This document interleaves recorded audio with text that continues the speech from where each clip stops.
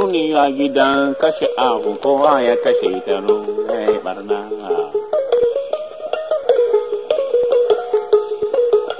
Duniya gidan kashe ahu kowa ya kashe ta ya barna. Duniya mu bi ta a sannu.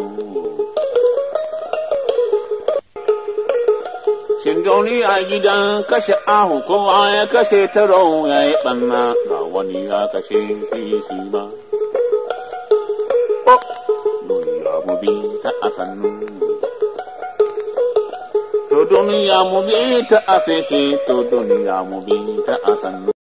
20 ga watan Yuni na shekarar 2015, Allah ya yi wa shahararren mawaƙin nan Adamu Wayya rasuwa, wanda aka fi sani da Ɗan Maraya Jos.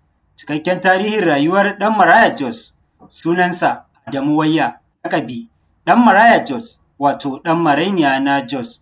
An haife shi a shekarar 1946 a garin Jos, jihar Filato. Ya rasu a ranar 20 ga watan Yuni na shekarar 2015 a garin Lafiyar Nasarawa. Ya rasu yana da shekara 69. Ɗan Maraya ya rasa mahaifinsa wanda soja ne a lokacin yakin duniya na biyu kafin haihuwarsa. Mahaifiyarsa ma ta rasu daga baya. Hakan yasa aka raine shi a matsayin maraya, wanda daga nan ne ya samo sunansa Ɗan Maraya. Tun yana yaro ya fara sha'awar kiɗa da waƙa. Ya koyi waƙa da kunna kuntigi, ƙaramin kalangu da igiya ɗaya, wanda ya yi amfani da shi har zuwa ƙarshen rayuwarsa. Ya fara waƙoƙi a filin rediyo na Jos, inda aka fara jin ƙararrar hikimar da Allah ya mai da fasaha ta waƙoƙinsa. Waƙoƙinsa sun ratsa fannoni daban-daban, kamar soyayya, siyasa, al'adu, ilimi, adalci da faɗakarwa. Yana yin waƙoƙi ba don nishaɗi kawai ba, amma don horo da gyara tarbiyya.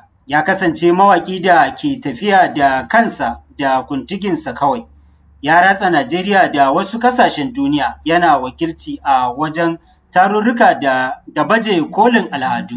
Hakan yasa ya samu nambobin yabo, musamman nambar yabo mafi girma a Najeriya, wato MON. Ya wakilci Najeriya a Majalisar Ɗinkin Duniya, wato UN, da Ƙungiyar Tarayyar Afirka, AU. Haka zalika ya samu girmamawa daga gwamnoni da sarakuna saboda rawar da ya taka wajen inganta harshen Hausa da al'ada. Ya rasu a asibitin